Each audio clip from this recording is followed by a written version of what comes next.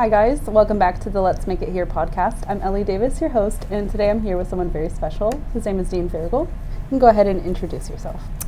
Hi, I'm Dean Farragle. I'm the manufacturing manager at the GearTech Creekmont facility up on West Lodi, York. So glad to have you here. Really appreciate it.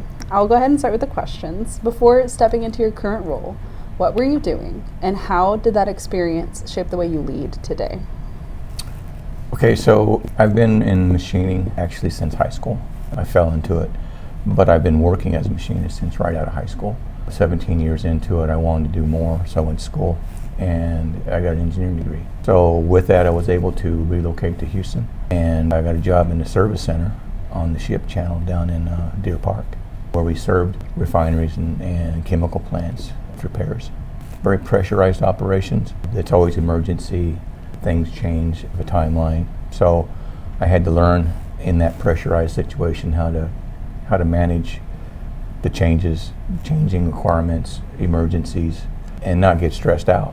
So keep everybody else from getting stressed out. So that in itself has helped me to learn to stay calm, manage situations calmly, and it's helped me in managing people and operations because things always change. Every day is a new day in manufacturing, right? Staying calm in high-stress situations, I think, is one of the biggest skills to be able to have. It didn't come easy, but it was necessary because the environment doesn't change. You have to manage it. Right? Yeah. So what techniques did you implement to bring your stress down? Basically, I kept any kind of stress off the shop floor. I didn't hover over emergency situations. Are you done yet? Just to keep everybody else from feeling more pressure. It's a time-sensitive operation. Things always change. Things always happen that you've got to adjust to. So I just forced myself to not stress people out, help people stay calm, make decisions, and keep that level of energy off the shop floor. So from the ship channel to NOV to GearTech, how did you make that jump? If you work in Houston, selling hamburgers, you're actually working in oil and gas, right? So it's oil and gas. So I got an opportunity to oversee a shop up by the airport that was for direct drilling tools. So I went from a service center to a manufacturing facility. And as the oil and gas industry is changing, operations are moving, shutting down, downsizing. So through that, I've moved from all oil and gas machining operations. NOV is a valve operation, and I worked at the valve service center. I've worked on valve, I built new valves. So it was a good fit when the opportunity came up for my background. Okay, it wasn't that big of a transition then, like you had some experience? No, machining is machining. You're cutting metal. You're either making drill bits, you're making directional drilling equipment, or you're making tools for the oil industry. And in valves, half my career has been in valves, so it was a good fit. No pun intended. So now being at GearTech, what is your role and what does your day-to-day look like? As manufacturing manager, I'm responsible for all the direct labor in the shop. So those are all the machinists. We have some assembly people as well. And scheduling. Every day, it's kind of like Groundhog Day. Every day you open up your playbook and you go through the same steps. Mm-hmm. What do we need to do today? Is there anything that's changed? Is anybody going to try and change our schedule? And if so, how do we manage that, right? And then you deal with anything that comes up. Managing people is a really live event.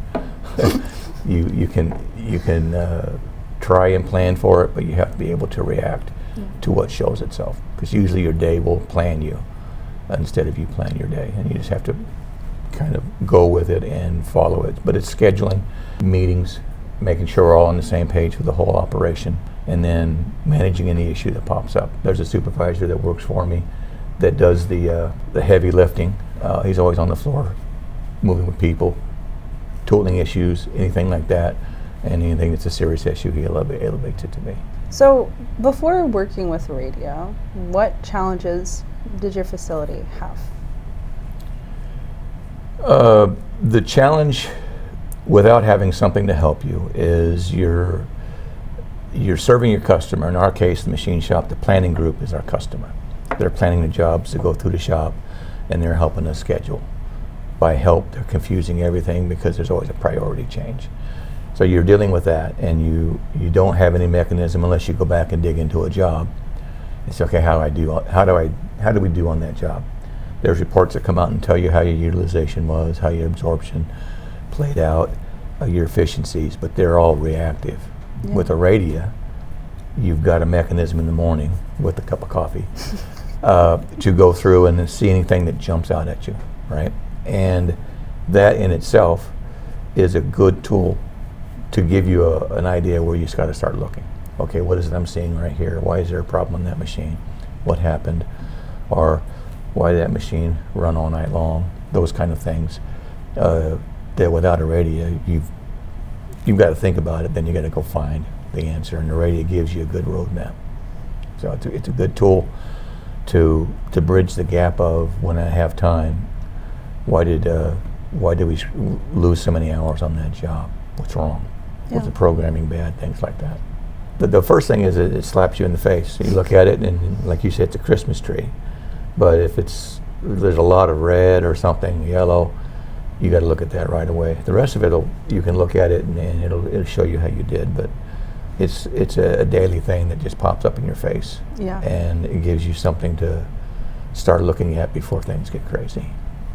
That's a great answer. And not to be redundant because I think you just answered this next question, but how has Iradia changed or improved the way you operate things at your facility? The tool that's helped us most, the component, is messaging from the machining stations, because it tells you right away there is an issue.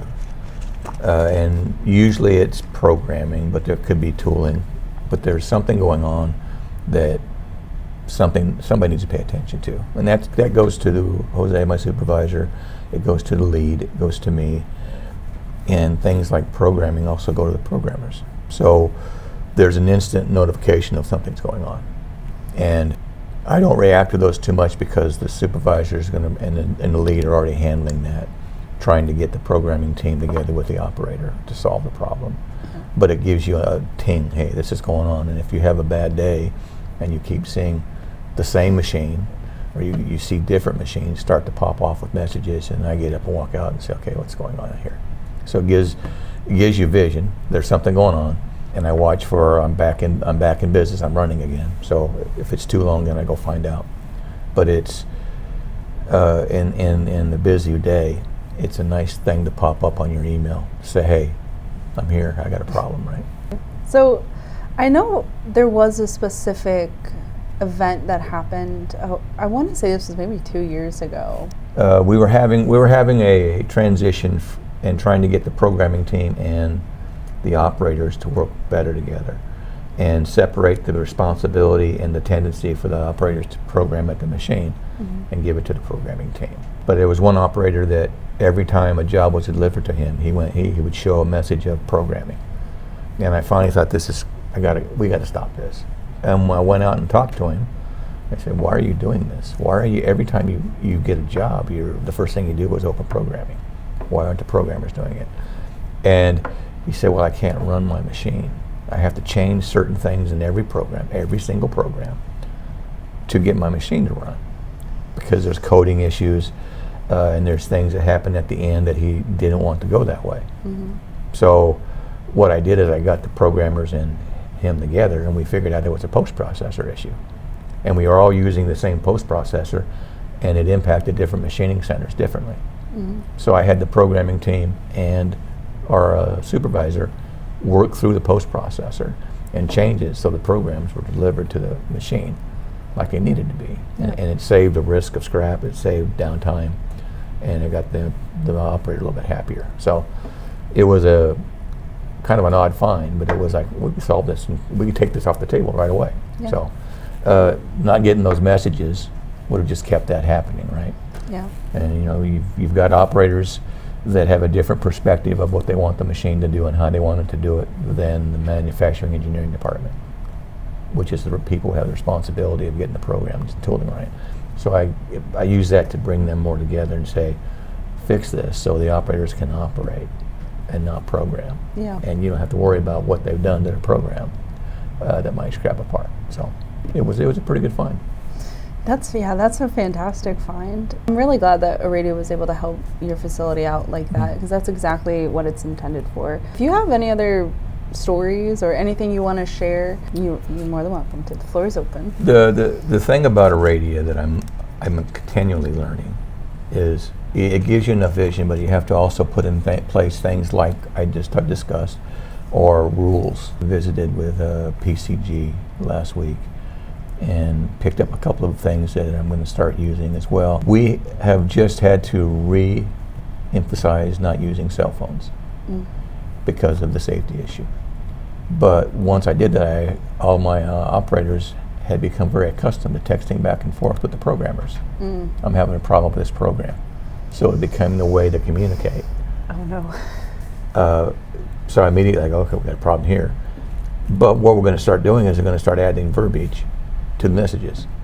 Nice. Dean, I'm having a problem with this tool. And we're going to set rules to, if a programmer sees it, no, he's got about 3 or 5 minutes to get out to the machine, right? Yeah. To handle that, to one, take away the phones, but use radio more, document issues. We continually have problems at this machine with programming. What is the problem? Yeah. But you have to collect enough information and see the trends. And programming can be anything. I'm changing where my tailstock moves out.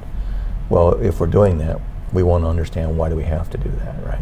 So I'm taking it a little bit further to help out with. We've been you text everything, your life. You text. I can sit here and text you a message instead of talking to you. So we have to get rid of that, but it'll help us track things that are causing a utilization to be a problem, efficiency to be a problem, where it is a problem, and if it's not a problem and it's really great utilization or efficiency, why? Right? We'll take it, but there's something wrong with the system. So that's kind of the next level that you use a radio, is to drive messages and to put rules in place. Absolutely. If you're a programmer and you see that note, then you need to get up and go out to your machine. And we'll see how that works. That's a culture change, but we'll see. Hopefully it works well, because that's exactly what a radio was designed for, is to help facilitate communication and visibility throughout the shop floor. So that is exciting. Yeah. So if y'all need any help, just let me know. I'm sure we will. Give me a call. All right. Well, last question. It's a fun one. Are you ready?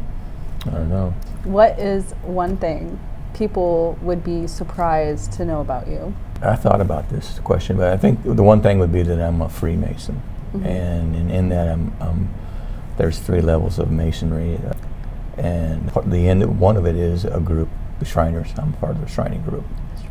So it's a fraternal organization, and it's got a lot it's steeped in history, founding of America, things like that. Even in Europe, it was pretty prevalent in the Middle Ages. So my uncle was a Shriner, so I followed his path. Oh. Now it's a men's club, right? you get together and talk about football games and things like that. But it was a serious thing back in the day. That's a really, I would not have known that. It's a pretty cool piece of information. That's awesome. Yeah. Any questions you might want to ask me? No, not really. We communicate a lot about a radio when things aren't going well, when things are going well, and then reviewing the deal. So it's been a nice journey overall. Seeing what you can actually use it for besides your morning coffee is helpful. And there's a lot of energy for it to be used because it's a good tool. Yeah. So getting in line and using it like we should is always a good thing. Absolutely. Getting in line. But no, those are wonderful remarks, and I really appreciate your thought behind it, because I mean, you've been using this system for quite some time, at least 3 years, and I was with you from the moment we installed it and trained on it, and I've been your support contact ever since. So good old days. It's been a good ride. It has been a good ride. Well, thank you so much for coming on. I'll give you a handshake. Thank you for having me. Of course, anytime, and you're more than welcome to come back. You hate it. All right. But yeah, and I'll close out here. Thank you guys so much for joining the Let's Make It Here podcast, and I hope to see you again. Bye, guys.